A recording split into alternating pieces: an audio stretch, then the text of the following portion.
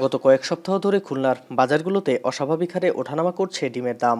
পাইকারি পর্যায়ে প্রতি পিস ডিম বিক্রি হচ্ছে প্রায় 11 টাকা থেকে 10 টাকা 50 পয়সা পর্যন্ত, যা খুচরা পর্যায়ে ক্রেতাদের কিনতে হয়েছে 12 টাকায়। তো একদম মনে করেন ব্যবসা মানে ছেড়ে দেওয়ার মতো অবস্থা হয়ে গেছে। কর্পোরেট শাখাগুলো ইচ্ছা মতো প্রতিদিন রেট করতেছে।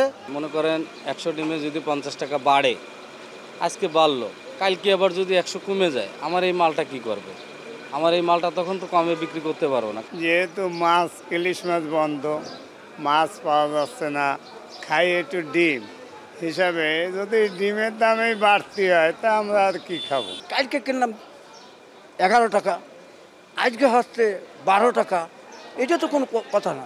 পোলট্রি শিল্প মালিক সমিতির দেওয়া তথ্য অনুযায়ী খুলনার ডুমুরিয়া, বটিয়াকাটা, রূপসা সহ বিভিন্ন এলাকায় বর্তমানে ছোট বড় প্রায় 1,500 ডিম উৎপাদনকারী খামার রয়েছে।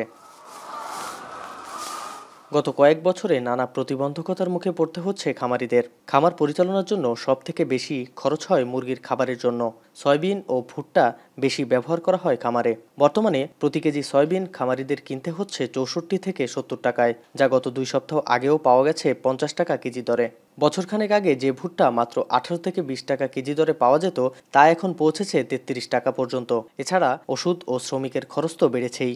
সে কারণেই উৎপাদন খরচের তুলনায় বছরের পর বছর কম মূল্যে বাজারে ডিম সরবরাহ করতে হচ্ছে প্রান্তিক পর্যায়ের খামারিদের। যে খাবার কিনতাম আমরা 40 টাকা 45 টাকা কেজি, সেই খাবার আজকে 65 টাকা 70 টাকা কেজি। তাহলে এই যে পার কেজিতে 25-30 টাকা বাড়ছে। ওষুধেরও সেম। এইবারে খাবার ম্যানুফ্যাকচারওয়ালা, ওষুধ কোম্পানি এদেরকে বললে এরা দোহাই দেয় ডলার রেট, ইন্টারন্যাশনাল মার্কেট। প্রান্তিক পর্যায়ের মুরগি, ডিম ও মাংস উৎপাদনকারী খামারিদের জন্য বড় হুমকি হয়ে দাঁড়িয়েছে কর্পোরেট প্রতিষ্ঠানগুলো।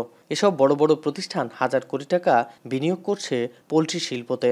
ডিমের বাজারে কর্পোরেট প্রতিষ্ঠানের আধিপত্য কমাতে সরকারের কঠোর তদারকি প্রয়োজন বলে মনে করছেন সংগঠনের নেতারা। গভর্নমেন্ট যদি প্রকৃতভাবে বাছাই করে প্রকৃত খামারিকে স্বল্প মূল্যে যে আইভিএমের টাকা, কৃষি ভর্তুকির টাকা, এইগুলো যাচাই করে যথাযথ জায়গায় দিতে পারতো, তাহলে দেশের মানুষ উপকৃত হইতো।